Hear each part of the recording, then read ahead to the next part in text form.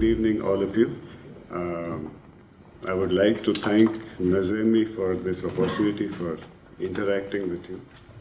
And normally when I speak about a subject, and I am not the subject I normally speak about.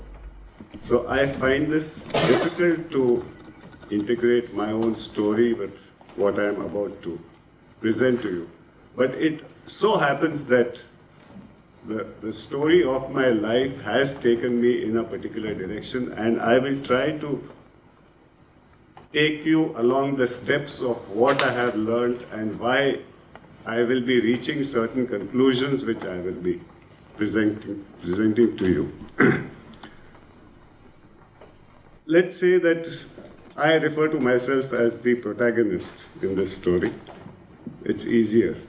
And the protagonist's story begins when he comes out onto the stage of life, armed with a prestigious degree, unbounded optimism, confidence, no small ego either, and politically completely naive. So the first thing to go when I entered the factory was the ego, because I realized that I knew virtually nothing. I was a technologist, which is a glorified word for an engineer. And the engineer is actually the fellow who's to help the engine driver by tending to the steam engine. So that was that. So the ego went, and this was in a Fordist factory, which manufactured vehicles. And I understood that a Fordist factory is a vast assemblage where men are actually subordinate to machines, which are dedicated to mass production. And actually, unlike what most people who are not in technology believe, you hardly use 5% of everything that you've ever learned in the workplace. So 95% of the potential knowledge that you have is really unutilized in a mass production workplace. Now imagine the potential that is unused in humanity when it comes to technology. If we could harness that 95% for doing the things that society really needs. This occurred to me at a young age. But there was an even more drastic understanding, as it were, which is that the Fordist factory system is essentially a humanly constructed prison in space and time. And this is a startling conclusion for a young mind. I'm talking of myself at the age of 23. And I decided I didn't want to be part of that. So if you put a person in a cage, and the cage keeps moving around on the back of a truck, the person is no more, still not free, although he is moving in space.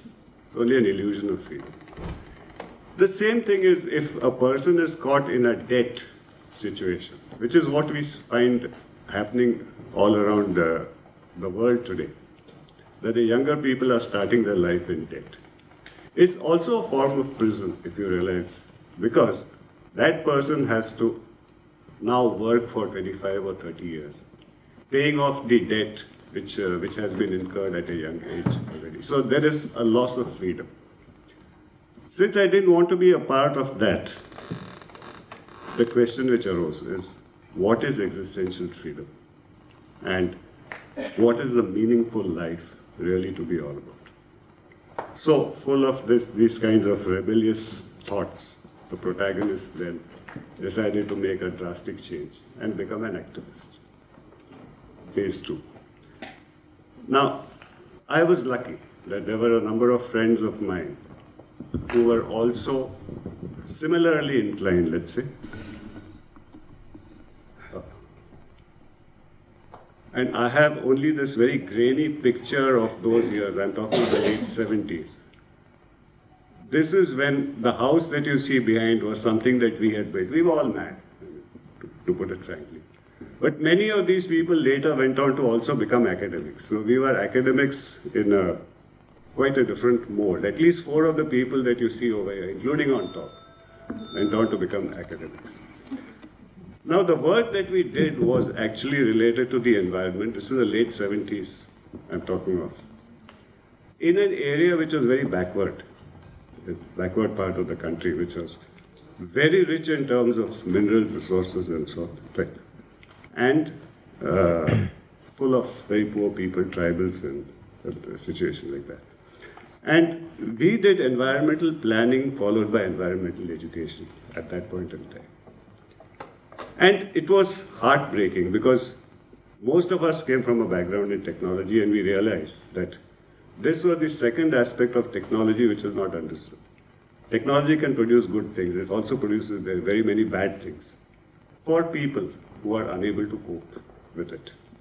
So that was the next stage of learning, as it were. Also, that centralized development created national goods and imposed local costs on people who are not really either responsible for that or capable of dealing with it. Also, then we realized that it is important to have a local history and a local narrative which explains to people how is it that they are forced to bear the burden of these costs.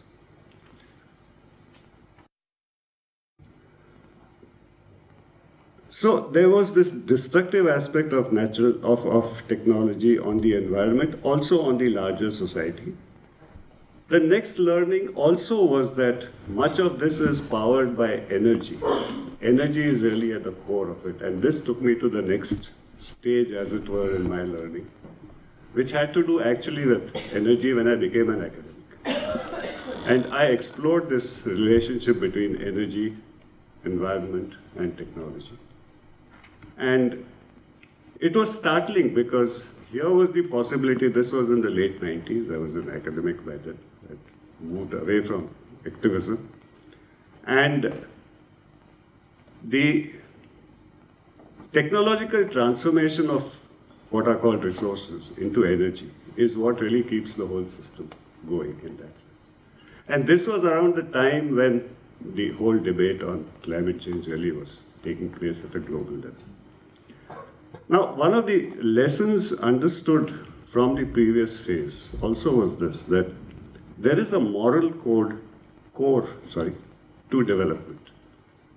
And this is something that development should not be producing bad things for people, which unfortunately it is doing in very large quantities.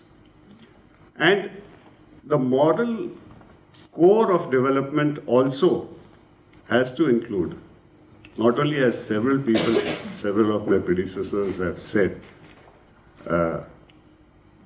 non-violence in action, but also truth in thought is a very important component. And I'm very glad that one of the people had Mahatma Gandhi over there, because these two values are very important to him. Which brings me then to the last phase of my life, which is as a policy person, had to do with climate change and energy. And I realized that the conceptual confusion which was there when I was an activist and I saw how development was portrayed and understood by ordinary people, there was also a conceptual confusion in the academic world about how to deal with these issues. I don't think it's really gone away even now. Although we have terms like sustainable development or eco-socialism and so on. But the conceptual confusion still exists.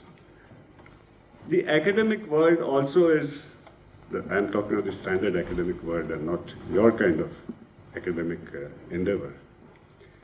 There are three kinds of academic institutions: private universities, universities descended from monasteries, and public universities. And each one of them has a smell associated with its origins.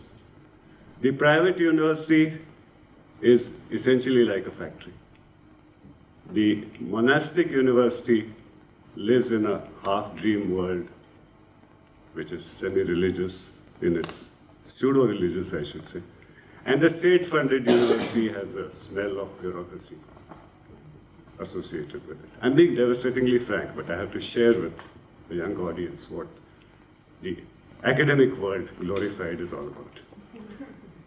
And then I became a policy person. And in that I had to work also with government people at all kinds of levels. And I understood that even within government, there are people, I used to joke with them, they were my colleagues, but I would say, we use the term government machinery, and it's very apt, because government has neither a mind, nor a heart, nor a soul. And we would all laugh about it, because they understood that this was the truth about it. But governments are what we have to live with in practice, in a democracy, and shape them to our purposes. And unfortunately, with this realization comes the whole notion of where are we heading in terms of climate change. What we are facing up to is droughts on a massive scale, floods on a global scale. Now we are thinking of global scale. Sea level rise all over the world, forest fires all over the world, and these are things that are happening from year to year, and they're increasing in both frequency and ferocity. Cyclones. A cyclone can have 100,000 times the energy of a nuclear device. So, what are the ultimate recommendations for action that arise out of this? Since I'm talking to a young audience. There are things we can do. Preserve natural forest grasslands, accelerate renewable energy, shift towards electrical transportation systems, both private and public, move towards organic agriculture, conserve energy and materials locally. These are areas that today there is a consensus on. But the last thing I want to say also, to bring to your attention, is that as far as I am concerned, having examined the evidence, it is no longer possible to hold the line at 2 degrees centigrade. 30th November, all the leaders of the world and their people will be meeting in Paris. And I still, because of my commitment to speaking out the truth in public, I still maintain 2 degrees is no longer possible. We are headed for a world of irreversible climate change. And this is what that world is going to look like. Australia is the dead zone. You can see what happens to South America, Africa. And this is created by a artist. And he has a sense of humor. He calls Greenland the new world. You can see what happens. This is what 6-degree world looks like, and this is where we are headed. So I have this moral commitment to the next generation. I want to tell you that over the next 100 or 150 years, this is where we are going to head for. Unless we decide. This is the pessimism of thought, but we have to now develop the optimism of will in order to not let this globally. Thank you very much.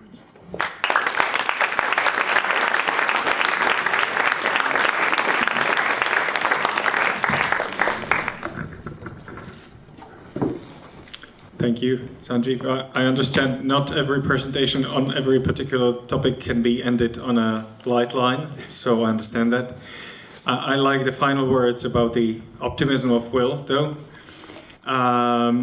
Thank you for the presentation very much. Thank you for this, if I may say, scary picture.